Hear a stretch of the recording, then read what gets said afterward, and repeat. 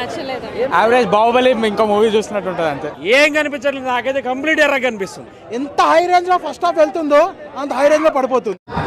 సినిమాకి ఏదైనా మైనస్ ఉందంటే అది కొట్టాల శివ తన స్క్రిప్ట్, అంటే స్క్రిప్ట్ కూడా అవుట్డేటెడ్ అయినా, మళ్ళీ స్టోరీ అయితే అవుట్డేటెడ్. బట్ ఎన్టీఆర్ మొత్తం one man show. Screen back అయితే NTR, screen back side Anirudh ర్యామ్ పాటించారు ఇద్దరు. అంతే. ఇద్దరు ఏం చెప్తావు ఏం చెప్తావు? Below average first half, below average. మొట్ట గుడిసిపోయింది బ్రో, మొట్ట గుడిసిపోయింది. ఎండింగ్ అయితే చాలా చండాలంగా వచ్చింది. అందరు గాన్.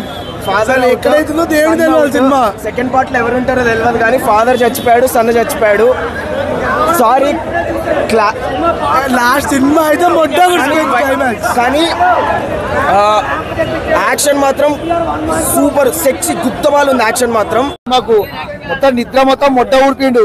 సినిమా మొట్ట రాకుంది, ఎవరు చూడకుండా మొట్ట రాకుండా